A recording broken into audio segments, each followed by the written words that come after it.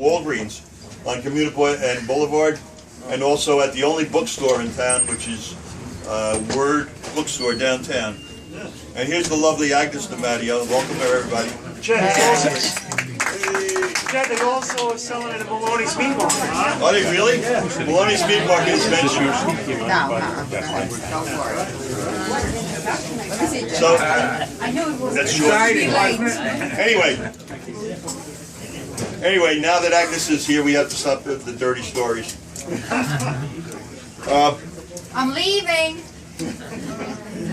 So, this book is supposedly about legendary locals. The real legendary locals of Jersey City are these people up here. And if you haven't taken a look, this is our Hall of Fame of famous characters. And tonight we're going to talk about the middle group, the middle 12 of them. Last time we talked about the first 5, the initial 5. And then a couple of years before that we were talking about the Zen group. And we had some really good parties. Probably the best induction ever was the one Mike Rooney did for Danny Waddleton. And those who are here will remember that. It was a classic. The Asian slant. Anyway, so tonight we're going to talk about the middle group. Butch.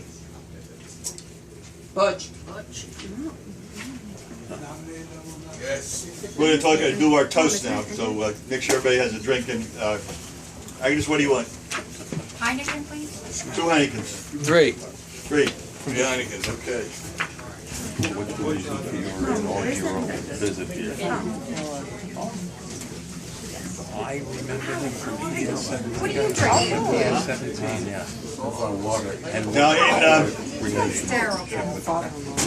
back in February, we had President's Day at the Washington Memorial Old Apple Tree House across the street. Thank you. And Dr. Winnett did the original 13 toasts that Washington gave when he drove the British out of New York. Tonight, we're going to do the real Jersey City version of that with 13 toasts, the 13 of our finest. The first one will be for Jack Miller.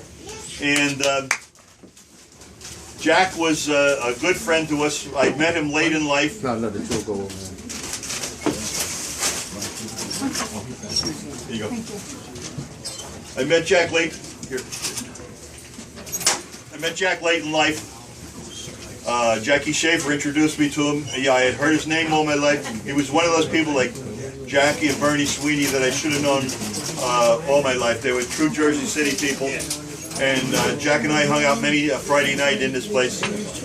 And when we came here the first time with the pub tour, he said, "What's this about?" And we told him the story about Bad Lad. He said, "That's a great idea." And he ran upstairs, took his camera, and took a picture of us.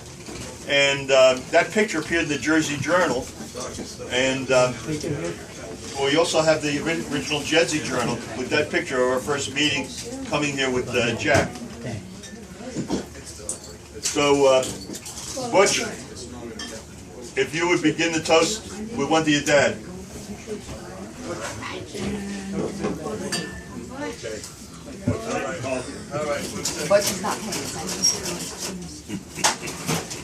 Now, it's important to do these toasts because Butch will sell more booze. So get up here, Butch. Hello, I'm Butch Miller, Jack Miller's son. And I know he's looking down and said, "That's my heir, for Christ's sakes." But yes, it has been... You want me to get the speaker? It has been such a pleasure being my dad's son, because just coming up here, I can't tell you the stories. I can't really begin to tell you the stories. But my father was the toughest guy and the nicest guy I know. God bless my father. And if you'd like to hear a really good story, Mr. Hanlon would like to tell you a nice story about Jack. The Hanlon not welcome. No, you're not going to do it? You want me to tell a story about Jack? Yeah. Sure. You want it? You want the speaker? You want the microphone? I'll do a quickie. I'll describe Jack Hanlon. There you go. Yeah. I'm Sean Hanlon. Jackie Miller was one of my best friends. So we were close. I'm going back a lot of years though. I've been drinking a few years because he overserved me. Whenever I come in, he would overserve me, and also, you know, as soon as I come in, he would make me buy the bar because he called me very cheap. He said, "All you guys in the prep are cheap." See, Jack was from St. Al's, and he was always saying the guys from St. Al's are much tougher than the prep. We were a bunch of, you know, sissies down there in St. Peter's prep. No one was tough, but he was probably one of the greatest athletes ever to get out of St. Aloysius. And he was a pretty tough guy. I remember one night we were in here. He had an argument with a guy, a big guy, and he hits him. The guy goes right out the door. The door opens, boom, one shot, he's gone. So Jack was a tough guy, but a great guy. I think the most important thing about him is he really loved people, and he loved his kids, and a good person. And he loved me. There were many a night in here with Jack that I would wake up upstairs with him, sound asleep, and a couple of times in the same bed with him. So one morning I wake up, he's got his right arm over me. And I wake up and I go, "What the hell is this?" Like, oh, Jesus Christ, let me out of here. Love at first sight. But we were great friends. I'll tell you just one story. We're in here one day and we're drinking. Me, my brother Dennis, Charlie Knapp, Jack, and the bartender was, remember Jimmy was the bartender here years ago? He's down at the Glenwood. So Jack says, "Come on, jump in the caddy. We're all going down to the Glenwood." So we go out, and of course Jack's license plate, if anyone didn't know, was Super S. So one day I walked in here and I said, "Jack, what does Super S stand for?" He said, "Superstar, that's me. I ain't a flunky like you guys down the prep. I'm a superstar." So we go down to Glenwood and we start drinking. Is this working? We'll see. And Jimmy is serving us, he's over-serving us. That means the drinks are a little too strong. And That's the problem. it wasn't costing us a lot of money either. No, no, you could think so. So we were drinking rather heavily. And for some reason I got a little dizzy, and I guess I was a little inebriated. So finally we leave, and we go out to Jack's car, his caddy, and his car is like wedged in by the owner's truck.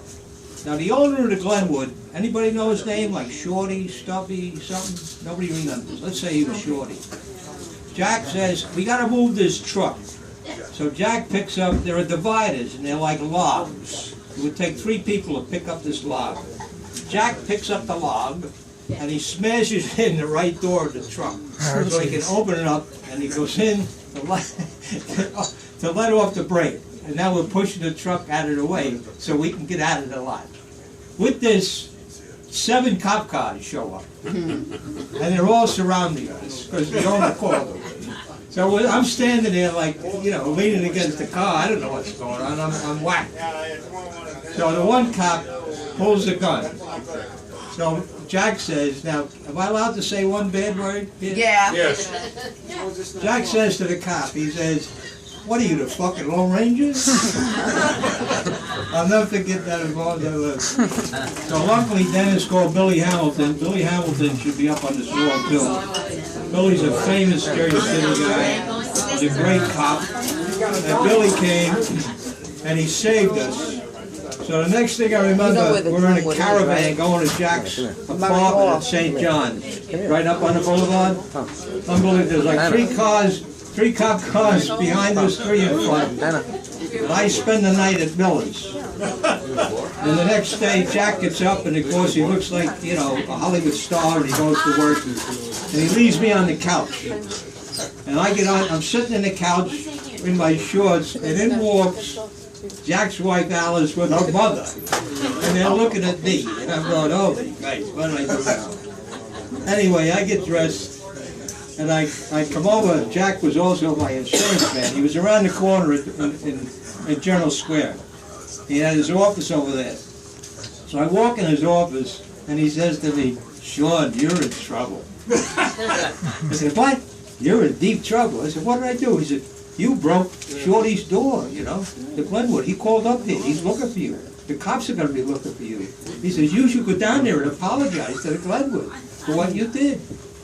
So, anyway, I went to the Y, to the steam room, and I went home, but that describes Jack Miller. But, why, you know, real fast, I'm taking too much time, but I can't say enough about Jack. You know, he was outgoing, he was a great guy, but his heart was so big, he loved to help people, and he loved the kids. So, I love you, Jack Miller. There you go.